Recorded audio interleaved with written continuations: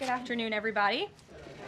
I apologize for my tardiness, but I came directly from the Oval. I have some newsy updates to share from the President, which I know you all very much value and appreciate. So let's get to it. The President promised millions of Christians across the country on the campaign trail that he would create a White House faith office when he returned to the White House, and he has delivered on that promise. The White House Faith Office has put together an extraordinary week-long celebration currently underway for Holy Week ahead of Easter Sunday. The President signed a Holy Week proclamation, filmed a special presidential video message, and will be hosting a pre-Easter dinner tomorrow night and a White House staff Easter worship service on Thursday. The President and the First Lady are honored to continue the tradition of the White House Easter egg roll, which will take place on the South Lawn next Monday. In other news, President Trump is turning America into a manufacturing superpower again. Yesterday, there was a monumental announcement by NVIDIA, one of the largest companies in the world. This is just the latest example. For the first time ever, chip-making giant NVIDIA will produce AI supercomputers entirely in the United States as part of its pledge to produce $50 billion worth of AI infrastructure in our country over the next 4 years. With their manufacturing partners, they have commissioned more than 1 million square feet of manufacturing space to build and test NVIDIA Blackwell chips in the great state of Arizona and AI supercomputers in the great state of Texas. NVIDIA's founder and CEO Jensen Huang touted how the engines of the world's AI infrastructure are being built in the United States for the first time. This is the Trump effect. This follows trillions in other U.S. investments announced already, including $500 billion from Apple in U.S.-based manufacturing and training, $100 billion from TSMC and U.S.-based chips manufacturing, and the $500 billion private investment led by OpenAI, Oracle, and SoftBank in artificial intelligence infrastructure. Under President Trump, we're going to produce the cars, the ships, the chips, the airplanes, minerals, and medicines that we need right here in America at the hands of American workers. On the border, President Trump continues to break records and protect our homeland. According to CBP, Border Patrol apprehensions along the southwest border for the entire month of March 2025 were lower than the first 2 days of March 2024 under Joe Biden. Incredible law enforcement officers are arresting violent illegal aliens from American communities every day. Here are a few examples from the latest ICE report, which I received this morning. ICE Los Angeles arrested a 54-year-old citizen of Mexico convicted of rape by threat, sodomy with a person under 14 years, and kidnapping in San Jose, California. ICE Houston has arrested a 23-year-old citizen of Mexico convicted of predatory criminal sexual assault of a child in Cook County, Illinois. ICE Houston arrested a 64-year-old citizen of Honduras convicted of murder in Los Angeles County, California. ICE Chicago arrested a 49-year-old citizen of Guatemala convicted of assault and arson in Prince William, Virginia, not far from here. ICE Denver arrested a 36-year-old citizen of Mexico who is registered as a sex offender and has been convicted of sexual assault of a child in Lake County, Colorado. ICE Baltimore arrested a 50-year-old citizen of China convicted of sex trafficking in Bel Air, Maryland. And ICE Boston arrested a 46-year-old citizen of Jamaica convicted of 3 counts of rape of a child and 2 counts of indecent assault and battery of a child under 14 in Boston, Massachusetts. President Trump and our administration will not rest until every single violent illegal alien is removed from our country. The safety of the American people is too important to settle for anything less. On that note, the Democrat and media outrage over the deportation of Abrego Garcia, an MS-13 El Salvadorian illegal alien criminal who is hiding in Maryland, has been nothing short of despicable. Based on the sensationalism of many of the people in this room, you would think we deported a candidate for Father of the Year. That's because, unfortunately, many in this country care more about this quote-unquote Maryland father, a legal alien MS-13 gang member, than a Maryland mother and an American citizen who was brutally murdered at the hands of a different illegal alien. Of course, I am referring to Rachel Morin. And if you didn't see, yesterday, a Maryland jury found illegal alien Victor Antonio Martinez Hernandez guilty of murdering Rachel Morin in August of 2023. She was a 37-year-old mother of 5 who was jogging in an otherwise safe community northeast of Baltimore when this monster ambushed, strangled, and beat her to death before stuffing her brutalized body in a tunnel drain. The Morin family finally got justice yesterday, but they will never get Rachel back. Our hearts go out to Rachel's family, her 5 children, and her mother, Patty, who has suffered the unimaginable loss of her daughter. In case you missed it last week, President Trump signed a national security presidential memorandum directing federal agencies administering federal land on the border to make land available to the Defense Department in a new national defense area.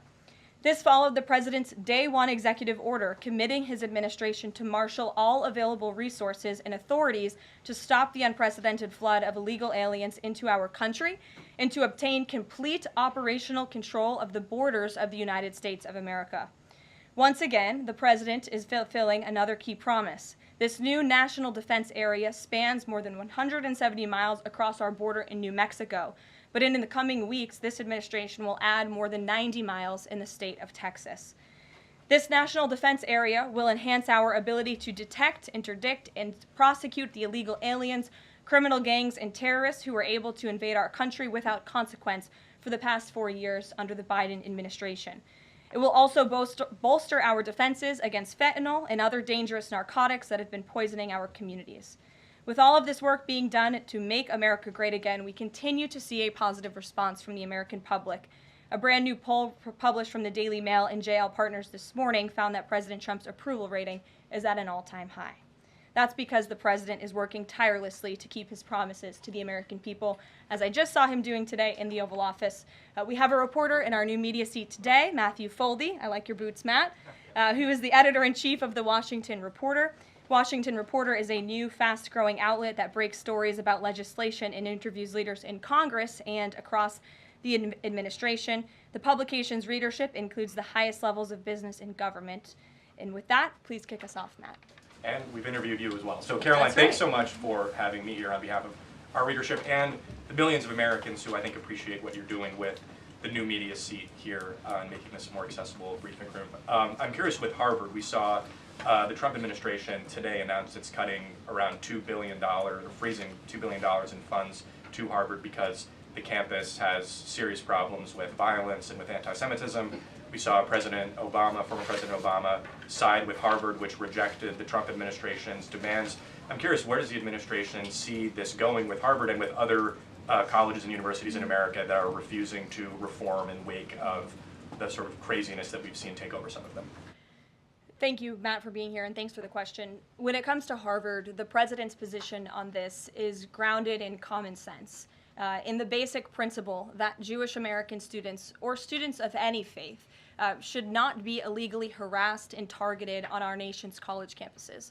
And we unfortunately saw that illegal discrimination take place on the campus of Harvard. There are countless examples to prove it, particularly with the stunning confession by then Harvard President Claudine Gay, who said that bullying and harassment depended on the context. The president at that time made it clear to the American public he was not going to tolerate illegal harassment and anti-Semitism taking place in violations of federal law. So the president made it clear to Harvard, follow federal law, no longer break Title VI, which was passed by Congress to ensure no student can be discriminated against on the basis of race, and you will receive federal funding. Unfortunately, Harvard has not taken the president or the administration's demands seriously. All the president is asking, don't break federal law, and then you can have your federal funding. I think the president is also begging a good question. More than $2 billion out the door to Harvard when they have a more than $50 billion endowment. Why are the American taxpayers subsidizing a university that has billions of dollars in the bank already? And we certainly should not be funding a place where such grave anti-Semitism exists. And I'm curious, you had just mentioned Rachel Morin, and I'm a Maryland man, and I think most Marylanders appreciate what you were saying today. We've seen that Chris Van Hollen, who was Rachel Morin's senator, basically threatening to fly to El Salvador to press for the release of someone who was in America illegally. And not as much sort of from him about Rachel Morin's horrific murder and the verdict that was, I think, rightly reached yesterday. What does the administration think about the priorities we're seeing from Senate Democrats in terms of illegal immigrants instead of the work that agencies like ICE and DHS are doing with the Trump administration? It's mind-boggling, the priorities of the modern-day Democrat Party. I think it's atrocious that you have Democrats in Congress on Capitol Hill who swear an oath to protect their constituents and to serve them in Washington, D.C., spending more time defending illegal immigrant gang members than their own constituents and law-abiding American citizens like Rachel Morin. And I saw the president personally on the campaign trail, and I continue to see him in his role as president of the United States put American families first, reach out to the victims, the families of victims at the hands of illegal immigrant crime, and frankly, the actions and the words of the Democrat Party prove they could not care less about the American public. And maybe if they did, they'd see a bit higher approval ratings right now. Thanks for being here with us today. Peter. Thank you, Caroline. To follow up on something that you just said, why do Ivy League schools get so much federal funding? It's a very good question, and it's a question the president has obviously raised in his discussions and negotiations with not just Harvard, but also Columbia and many other Ivy League institutions. We have the Anti-Semitism Task Force, which the president promised and delivered on. The Anti-Semitism Task Force is across the government, representatives from various federal agencies who meet on a weekly basis to discuss the question that you just raised. And I think a lot of Americans are wondering why their tax dollars are going to these universities when they are not only indoctrinating our nation's students, but also allowing such egregious illegal behavior to occur. To follow up on immigration, deporting American citizens to Central American prisons, is it legal, or do you need to change the law to do it? Well, it's another question that the president has raised. It's a legal question that the president is looking into. And he talked about this yesterday when with his meeting with President Bukele in the Oval Office. He would only consider this, if legal, for Americans who are the most violent, egregious, repeat offenders of crime who nobody in this room wants living in their communities. And then there's this CHNV thing. President Biden let more than 530,000 people from Cuba, Haiti, Nicaragua, Venezuela into the U.S. with this CHNV program. He did it with the stroke of a pen. And now a judge will not let President Trump undo it with the stroke of a pen. So are you guys going to give all 530,000 plus people individual deportation hearings, or are you just going to try to deport them? I spoke to White House counsel's office about this morning because obviously another rogue district court judge is trying to block the administration's mass deportation efforts with this latest injunction. We will fight this in the court of law, and we will ensure that every individual who illegally entered our country and was really taken advantage of by the previous administration because they abused the parole system in this country to fast track legal status, as they said, for these illegal immigrants. And they completely abused our legal system. Many of these paroled individuals were then given temporary protective status, which the intention of that TPS was only supposed to be used in times of war or storm or destruction in the home countries of these migrants. It was completely abused. These migrants came here for economic reasons, and they illegally entered our country, and the president is not going to tolerate that. And so we will continue to focus on deporting as many individuals as we can. Jennifer. One on tariffs and one on Russia. Can you give us any sort of an update on which deals are in hand or are close? Which countries are reaching a deal on tariffs? And then on Russia, can you give us an update on what the agreement was with Russia? The president yesterday said that he thinks we'll be seeing some very good deals very soon. Can you talk a little bit about what Russia agreed to? Sure. I don't want to get ahead of our United States Trade Ambassador and Secretary of Commerce, the Secretary of Treasury, all the great individuals who are working incredibly hard to cut these good trade deals. And the president's deeply involved in this as well. He has made it clear to his trade team he wants to personally sign off on all of these deals too. And so I don't want to get ahead of them on announcements. But obviously, as you've heard from numerous administration officials, there have been many talks with countries. We've had more than 15 deals, pieces of paper put on the table, proposals that are actively being considered. And as we've said consistently, more than 75 countries have reached out. So there's a lot of work to do. We very much understand that, but we do believe that we can announce some deals very soon. And then on Russia, can you say, did Russia agree to anything with Special Envoy Steve Witkoff?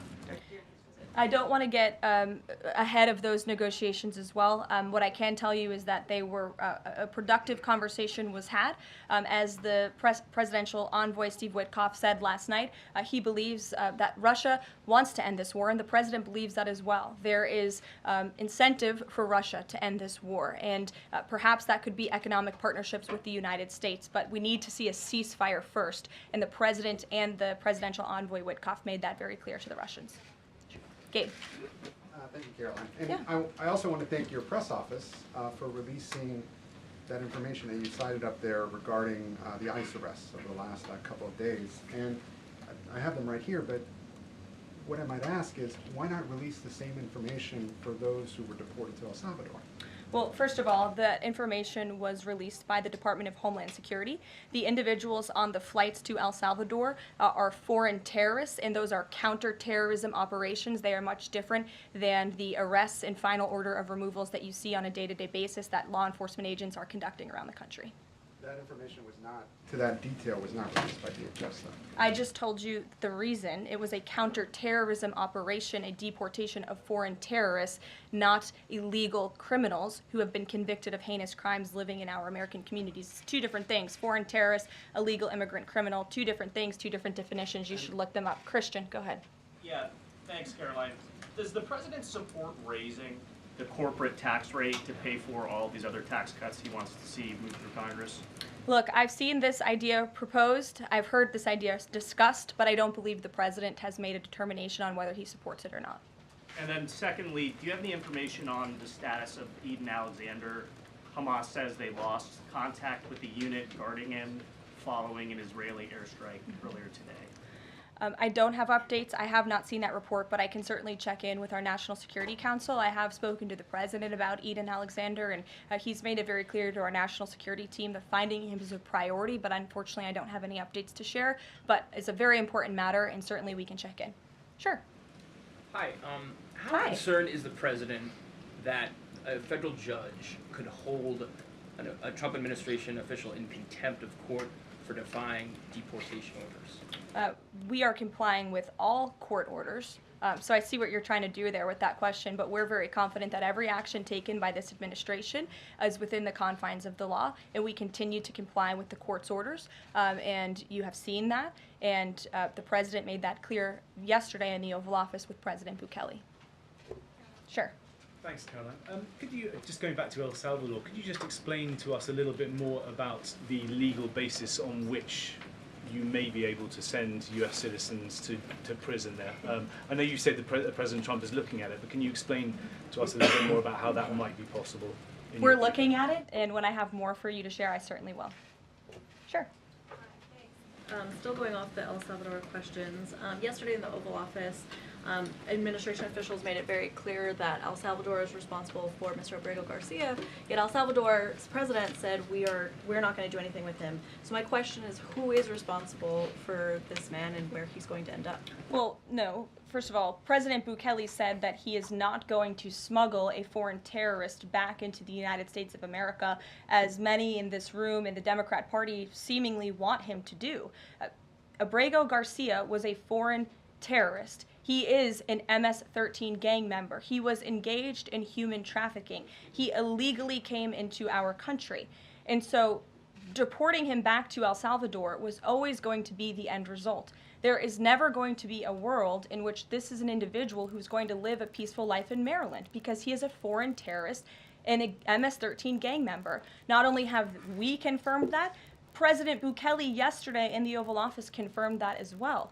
So he went back to his home country, where he will face consequences for his gang affiliation and his engagement in human trafficking. I'm not sure what is so difficult about this for everyone in the media to understand, and it's appalling, truly appalling, that there has been so much time covering this alleged human trafficker and this gang member, MS-13 gang member. It's truly striking to me. Karen. Thanks, Caroline. The president was posting on Truth Social today about helping American farmers. And last week in his cabinet meeting, he was talking about a plan to work with farmers to retain workers who are in the U.S. illegally, provided that they leave and then come back through what he said would be a legal process. Can you give details on what that would look like? How many workers he's talking about? How long a plan like that would take to implement, and the timeline for more details on getting this actually to implementation? I can check in with our immigration and our policy team and get you some more details on that, Karen. And is this something he wants to roll out soon? I mean, he was talking back and forth with Secretary Rollins as Right. if this is kind of imminent that he wants to do this. Yeah, look, the president is in constant communication with all of his cabinet secretaries, particularly Secretary Rollins, who has the backs of American farmers and ranchers. It's something that he spoke about with her in the front of all the cameras in the cabinet room, but I'll check in with not only our immigration team, but also with USDA, and we'll get you an answer. Jonathan. Hi, Caroline. Hi, it's good to see you in here. You too. The President has long said that it would be an abuse of power for a President to direct prosecutors to investigate him. Last week, President Trump explicitly directed the Justice Department to scrutinize Chris Krebs to see if it can find any evidence of criminal wrongdoing. How is that not an abuse of power to direct the Justice Department to look into an individual, a named individual? Look, the president signed that executive order. It's the position of the president in this White House that it's well within his authority to do it. Otherwise, he wouldn't have signed it. And he signed it, and that's his policy. Jeff, how you doing? Fine, thanks, Caroline. A follow-up on Harvard. The president floated on Truth Social, I believe, the possibility of removing tax-exempt status. How serious is that threat, and are there other universities he's considering? And then a follow-up question on foreign policy. Can you give us an update on what the president hopes to come from the next round of talks with Iran? Sure.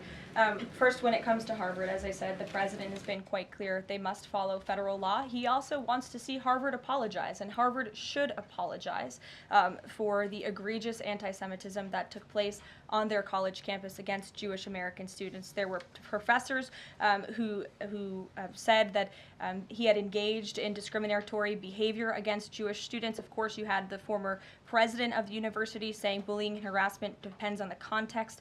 You also had an encampment on Harvard Yard that we all saw play out before the cameras. The university failed to impose formal discipline on any students for this anti-Semitic conduct violations, including the occupation of a campus building and the disruption of classes with bullhorns. The president believes Harvard should apologize to its Jewish American students for allowing such egregious behavior. As for the tax-exempt status, I would defer you to the IRS for any updates. I do want to answer your question on Iran, of course. The maximum pressure campaign on Iran continues, but as you know, the president has made it clear he wants to see dialogue and discussion with Iran while making his directive about Iran never being able to obtain a nuclear weapon quite clear.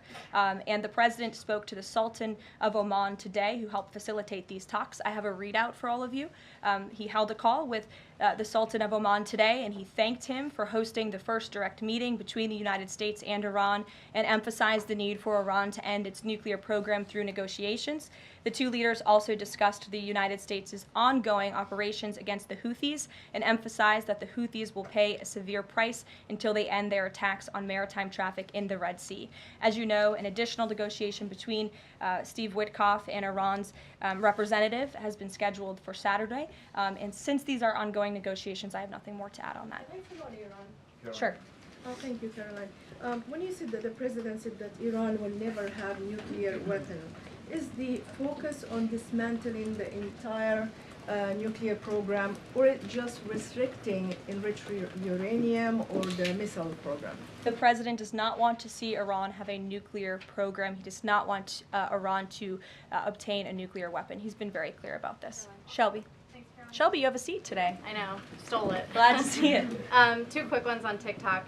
First, is the president expecting to extend the TikTok ban that's now June 19th if China doesn't come to the table in time?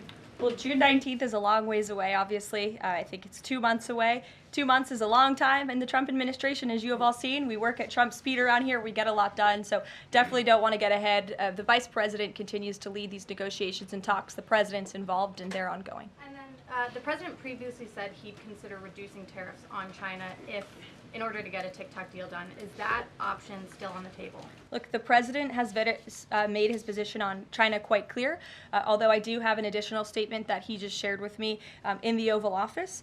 The ball is in China's court. China needs to make a deal with us. We don't have to make a deal with them. There's no difference between China and any other country except they are much larger. And China wants what we have, what every country wants, what we have, the American consumer. Or to put it another way, they need our money. So the president, again, has made it quite clear that he's open to a deal with China, but China needs to make a deal with the United States of America. Sure. On tariffs, yesterday in the Oval Office. Which outlet are you with? The Canadian Public Broadcaster. Oh, nice to see you. Thank you. Yesterday in the Oval Office, President Trump suggested that there could be some help for automakers. I'm wondering what that looks like. Is it tariff relief on the 25% tariffs that are in place right now, or the new tariffs that are coming up in May on auto parts? And a second on Canada, if I may. President Trump's tone when it comes to Canada-U.S. relations, Canadians have noticed it's shifted a bit in the past few weeks. Ever since the election campaign started, he stopped talking about Canada becoming the 51st state, at least publicly. I'm wondering if that's on purpose and why. I would reject the president's position on Canada has shifted.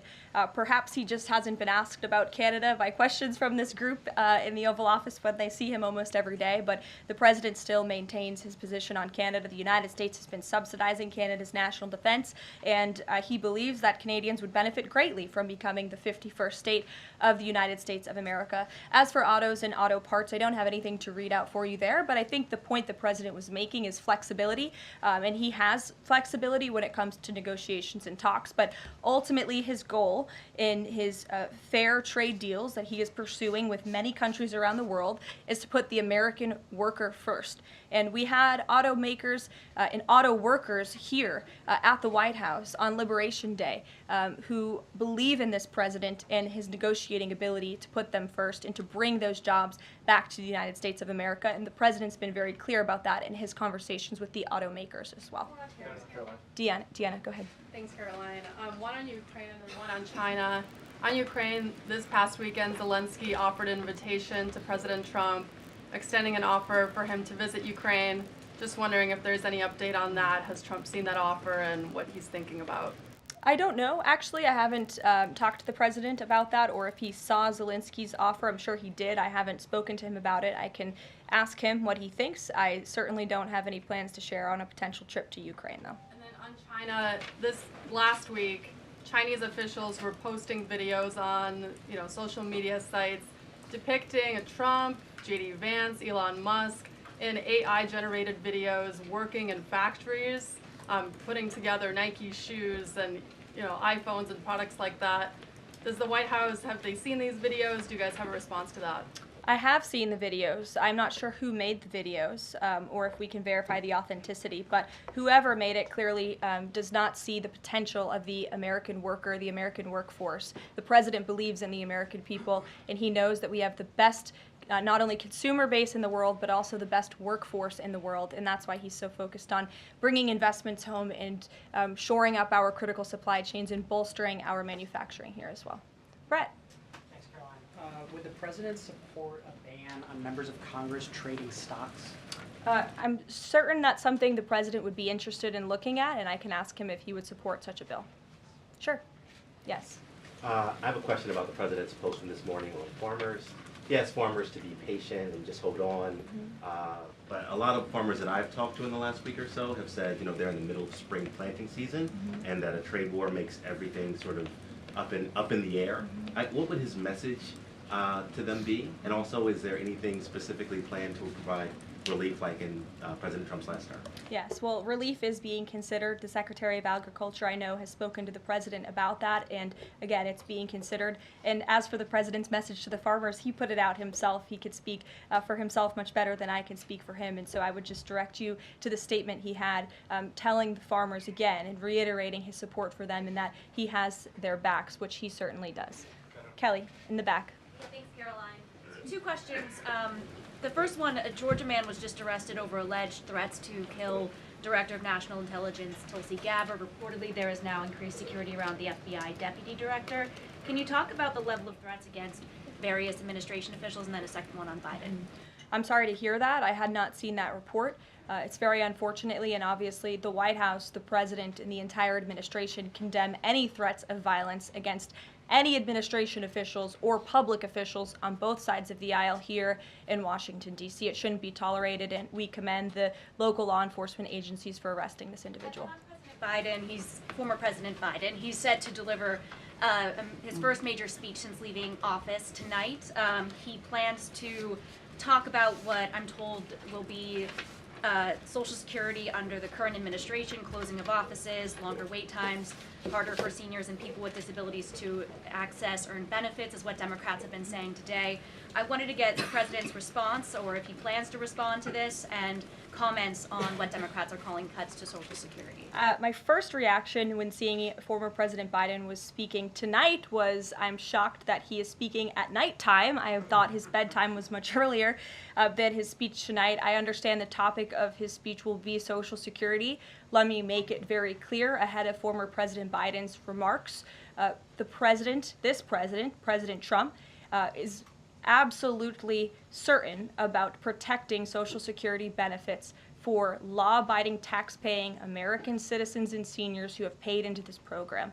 He will always protect that program. He campaigned on it, he protected it in his first term, and he's back again to continue protecting it.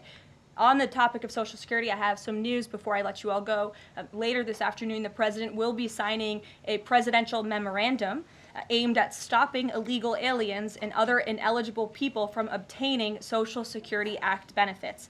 The memorandum will direct the administration to ensure ineligible aliens are not receiving funds from the Social Security Act programs. It will expand the Social Security Administration's fraud prosecutor program to at least 50 U.S. attorney offices and establishes a Medicare and Medicaid fraud prosecution program in 15 U.S. attorney offices. The memorandum will also require the Social Security Administration Inspector General to investigate earning reports for individuals aged 100 or older with mismatched Social Security records to combat identity theft. And the memorandum will direct the Social Security Administration to consider whether to reinstate the use of civil monetary penalties against individuals who engage in Social Security fraud, an effort that has been paused for several years. These taxpayer-funded benefits should be only for eligible taxpayers. And President Biden should think about what he did in his last term, which is allow tens of millions of illegal people into our country, many of whom were fraudulently receiving these benefits. So you'll hear from the president on that later, and we will see you later in the East Room. Bye, guys.